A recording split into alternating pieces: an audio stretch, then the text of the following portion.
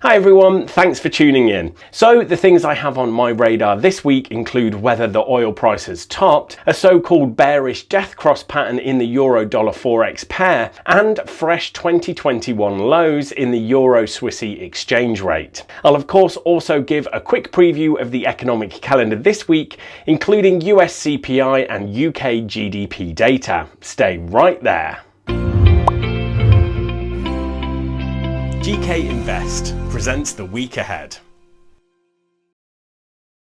Now let's talk oil. It seems to me that the price of oil looks closer to forming a top than it has for a while. I say that because last week both Brent and WTI crude oil futures failed to take out previous highs and started rolling over. A top would make sense in this area because it's happened at the old highs from late 2018 and 2019. What caused it fundamentally? Most of the credit I think goes to the Delta variant and what it could mean for demand. Leaders from Israel just hinted at another lockdown in September despite a high vaccination rate, and it seems likely oil could drop further if other nations follow suit. Talking of tops, we could have one in the euro too. That's if the death cross that just formed on daily candle charts is anything to go by. The 50-day moving average has crossed below the 200-day moving average on the euro-dollar pair. That's generally taken to mean price has switched into a downtrend. This information, taken together with data from the CFTC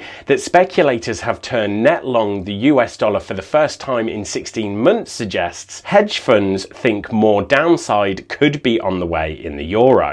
And guys, can I just ask, if you're enjoying the video, please feel free to show some appreciation and slam that like button. It's easy to do and it helps us a lot.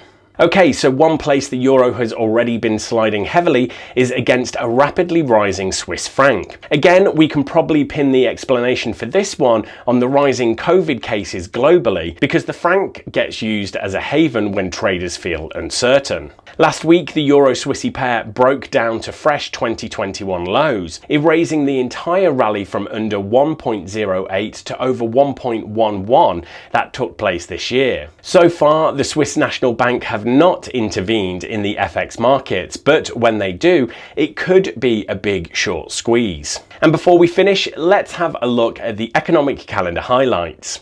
The two data points to look out for me are US consumer price inflation and UK gross domestic product. Markets will want to see what happened after the shock 5.4% print in US CPI for July. Another high number just makes Fed tapering more likely and should be dollar positive. UK GDP looks like it probably contracted on a quarterly basis, with the UK delaying its economic reopening from COVID-19 restrictions. Cases have been coming down in the UK in Q3, so the number for Q2, which is now in the rearview mirror, might not necessarily cause big issues for the British pound.